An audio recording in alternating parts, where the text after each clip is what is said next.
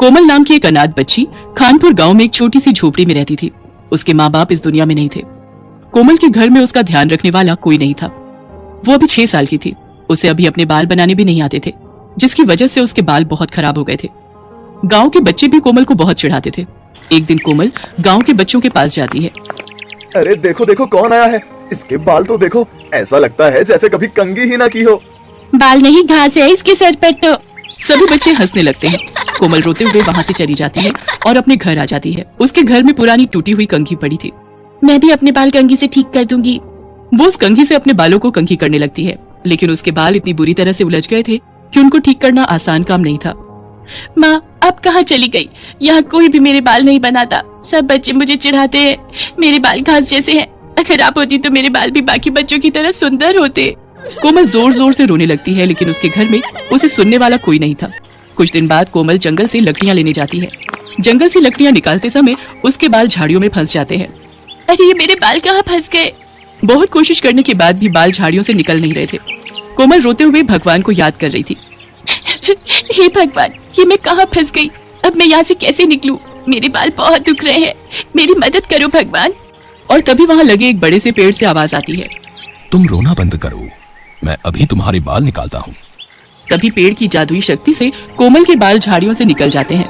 कोमल डरते हुए उस पेड़ की तरफ देखती है। तुम घबराओ मत, मैं तुम्हें कुछ नहीं करूँगा। मैं एक जादुई पेड़ हूँ। जादुई पेड़, आपका बहुत बहुत धन्यवाद। आप नहीं होते तो मैं जंगल में ही रह जाती। तुम यहाँ क्या कर रही हो?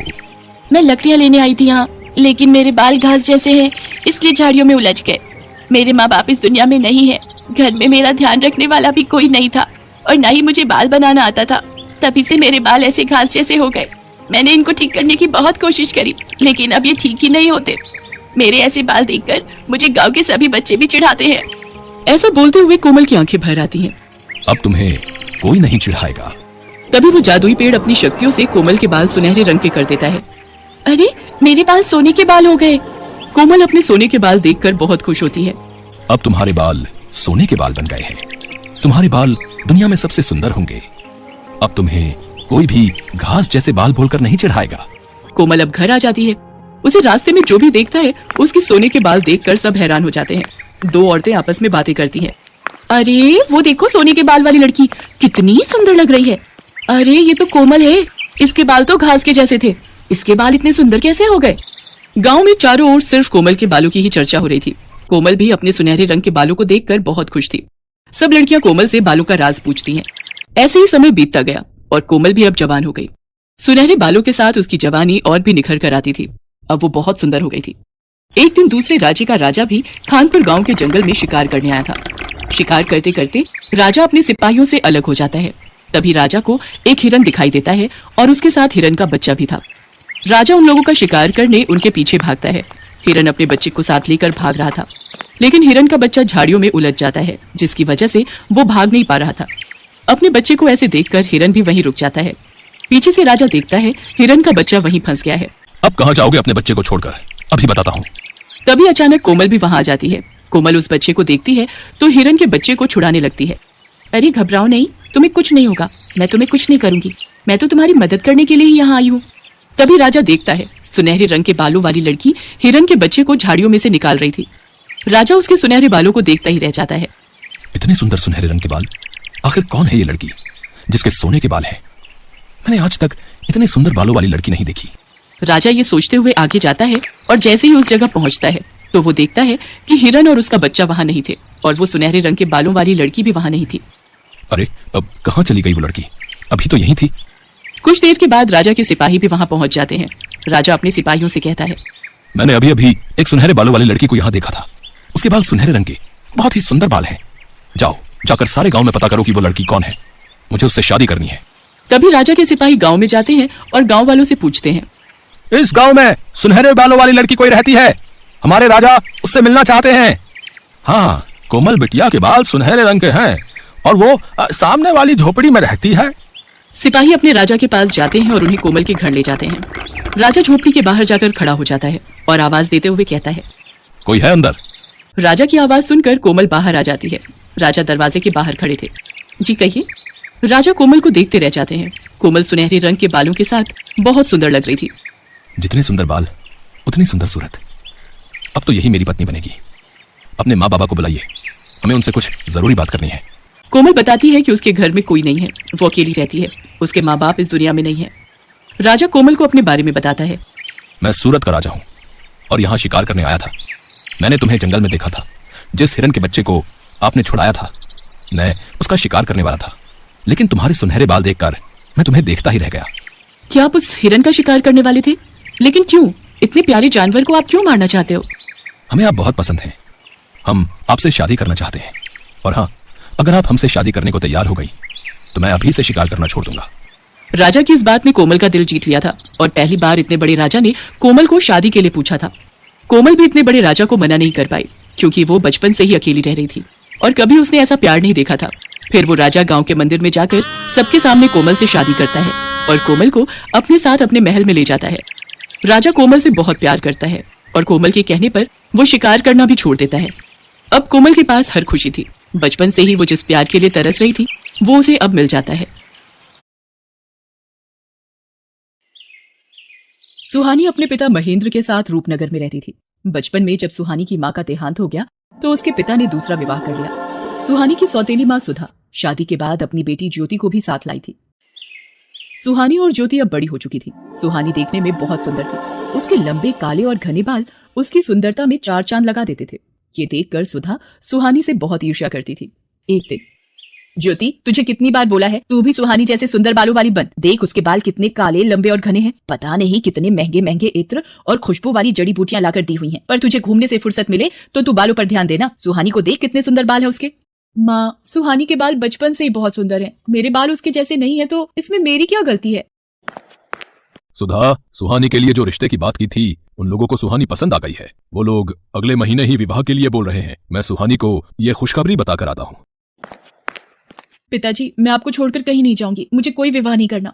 नहीं सुहानी बिटिया, हर कन्या के पिता को ये आस होती है कि उसकी पुत्री विवाह करके सकुशल अपनी ससुराल जाए। और फिर धर्मचंद जी जाने माने व्यापारी हैं, तो उनके पुत्र के साथ बहुत खुश रहेगी। और फिर सुहानी की शादी धर्मचंद जी के बेटे सुमेर चंद के साथ हो जाती है। सुहानी को अच्छा और पैसे वाला घर मिलता देख सुधा जलन से भर जाती है। मेरी पुत्री ज्योति का रिश्ता भी तो इतने बड़े सेठ के घर हो सकता था, पर इस सुहानी की वजह से ये संभव नहीं हो पाया। मैं भी देखती हूँ इसका विवाह इतने बड़े घराने में कैसे होता है। मेरी ये दवाई अपना असर दिखा देगी। सुहानी, जाओ जल्दी से स्नान कर लो, फिर विवाह के लिए तैयार भी होना है। हे भगवान, मेरे बाल कहाँ गए? मेरे सिर के तो सारे बाल गायब हो गए। ये कैसे हो गया? मैं गंजी हो गई। मेरे बाल कहाँ चले गए? पिताजी, पता नहीं, मैं नहाकर बाहर आई हूँ तो देखा मेरे सिर पर बाल नहीं है। पिताजी, अब मैं क्या करूँ? हे राम, ये क्या हो गया? तुम्हारे बालों से ही तो तुम्हारी सुंदरता थी, अब तुम गंजी हो गई हो। अब तो कोई भी तुमसे विवाह नहीं करेगा। ये सब क्या हो गया प्रभु? मेरी बेटी के साथ ऐसा क्यों हुआ? मेरी बेटी ने कभी किसी का बुरा नहीं चाहा, फिर उसको ही ये दुख क्यों मिला? सुहानी का रिश्ता टूट जाता है। महेंद्र भी सुहानी को लेकर अब बहुत दुखी रहने लगा था। सुहानी जब अपने पिता को दुखी देखती तो वो भी फूट फूट कर रो पड़ती थी। और ऐसा होते देख सुधा और ज्योति मन ही मन बहुत खुश होती थी। अब तो नगर के लोग भी जब सुहानी को देखते तो उसे गंजी कहकर उससे डर कर भाग जाते। अरे, ये गंजी लड़की कितनी बदसूरत दिखाई पड़ती है। हाँ बहन, इसे देखकर तो डर लग रहा है। चलो यहाँ से चलते हैं। हे भगवान, सब लोग मेरे से नफरत करते हैं। मेरे भी सपने थे कि मेरा विवाह होगा, मैं भी अपने ससुराल जाऊंगी। मेरे सारे सपने चूर चूर हो गए। मेरी वजह से मेरे पिताजी भी आज दुखी है। फिर मैं जीकर क्या करूंगी? तभी सुहानी के सामने उसकी माँ प्रकट होती है।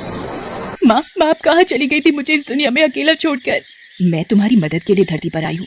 तुम बहुत अच्छी लड़की हो। अब तुम्हें निराश होने की आवश्यकता नहीं है। मैं तुम्हें ऐसे बाल दूंगी जिन्हें देखकर लोग तुम्हें कभी नहीं भूल पाएंगे। मैं तुम्हें सोने चांदी के बाल प्रदान करूंगी। जैसे ही सुहानी की माँ सुहानी के सिर पर हाथ फेरती है, सुहानी के सिर पर सोने चांदी के बाल आ जाते हैं। सोने चांदी के सुनहरे चमकते बाल सुहानी की खूबसूरती को और बढ़ा रहे थे। माँ, ये सोने चांदी के बाल तो बहुत खूबसूरत है। आपका बहुत बहुत धन्यवाद। आपने मुझे फिर से सुंदर बना दिया। आपने मेरी सारी परेशानी दूर कर दी। खुशी खुशी अपने घर जाओ सुहानी, अब कभी भी उदास नहीं होना। मेरा आशीर्वाद सदैव तुम्हारे साथ है। सुहानी खुशी खुशी घर की ओर चल पड़ती है। तभी रास्ते में नगर के राजकुमार की सवारी जा रही थी, इसलिए रास्ते पर चलते लोगों को कुछ देर के लिए रुकने के लिए कहा जाता है। नगर के राजकुमार को देखने के लिए कितनी भीड़ लग गई है। भीड़ में से निकलने की कोशिश करती हूँ।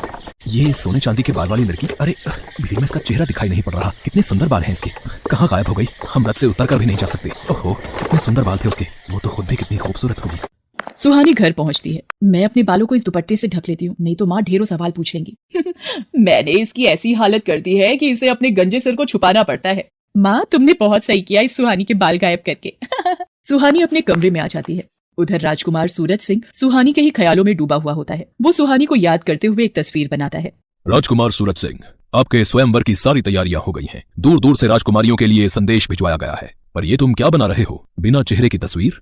पिताजी, ये तस्वीर उस लड़की की है जिसके सोने चांदी के बाल हैं, और मैंने निश्चय किया है कि मैं इसी लड़की से विवाह करूंगा। बस मुझे उसे ढूंढना है, और वो कहाँ मिलेगी मैं यही सोच रहा हूँ। पुत्र, सोने चांदी के बाल वाली लड़की सिर्फ कहानियों में होती है। तुम ऐसी लड़की कहाँ ढूंढोगे? ये जिद छोड़ दो। पिताजी, चाहे मुझे पूरे नगर में ऐलान ही क्यों ना करवाना पड़े, मुझे सोने चांदी के बाल वाली लड़की ढूंढनी है, और जिस लड़की के भी बाल सोने चांदी के होंगे मैं उसी से विवाह करूंगा। सेनापति जी, नगर में ढिंढोरा पिटवा दिया जाए। जिस लड़की के भी बाल सोने चांदी के हैं हम उसी लड़की से विवाह करेंगे। राजकुमार के कहने पर नगर में ढिंढोरा पिटवा दिया जाता है। क्या राजकुमार सूरज सिंह उस लड़की से विवाह करेंगे जिसके बाल सोने चांदी के होंगे? मैं कल ही अपनी बेटी ज्योति के बालों में सोने और चांदी का पानी लगा दूंगी। राजकुमार को क्या पता लगेगा, और विवाह के बाद तो उन्हें ज्योति को स्वीकारना ही होगा। हाँ, ये ठीक रहेगा। सुधा की तरह ही नगर में बहुत सी औरतों ने जब ये बात सुनी तो उन्होंने अपनी लड़कियों के बालों में सोने और चांदी का पानी लगा दिया। अब तो नगर की बहुत सी लड़कियों के बाल सोने और चांदी के लगने लगे। ये देखकर सेनापति असमंजस में पड़ गया और वो राजकुमार सूरज सिंह के पास पहुंचा। राजकुमार सूरज सिंह जी, बहुत ही बड़ी समस्या आ गई है। नगर में जो भी लड़कियां विवाह योग्य हैं, उन सभी लड़कियों के बाल सोने और चांदी के प्रतीत हो रहे हैं। समझ में नहीं आ रहा है कि कौन सी लड़की है जिसके बाल सचमुच सोने चांदी के हैं। सच का पता लगाने के लिए मेरे पास एक उपाय है। नगर की सभी लड़कियों को राजमहल में बुलाया जाए। सेनापति नगर की सभी लड़कियों को राजमहल में आने का संदेशा देता है। ये लड़की कौन है? इसे भी महल में चलने का आदेश दो। सेनापति जी, पर ये तो गंजी है। सेनापति सुधा की बातों पर ध्यान नहीं देता और ज्योति के साथ साथ वो सुहानी को भी राजमहल ले जाता है।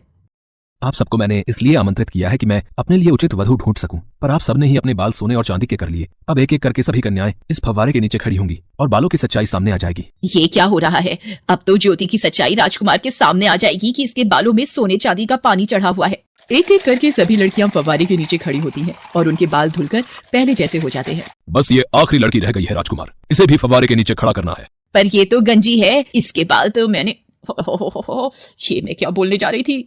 इनमें से तो कोई भी लड़की सोने चांदी के बाल वाली नहीं निकली। पता नहीं वो कौन थी। बस ये आखिरी उम्मीद रह गई है। सुहानी घबराते हुए सिर से अपना दुपट्टा उतारती है। सुधा और नगर के सभी लोगों की निगाहें सुहानी के सोने चांदी के बाल देखकर दंग रह जाती हैं। सुहानी फव्वारे के नीचे खड़ी हो जाती है। उसके बाल तो सचमुच सोने चांदी के थे। ये देखकर राजकुमार खुश हो जाता है। हम तुमसे विवाह करना चाहते हैं, क्या तुम्हें मंजूर है? आपको पति के रूप में पाना मेरा सौभाग्य है, पर मेरे बिना पिताजी। सुहानी बेटी, अब वक्त आ गया है तो इस दुख भरी जिंदगी से आजाद हो जाए और खुली हवा में सांस ले सके।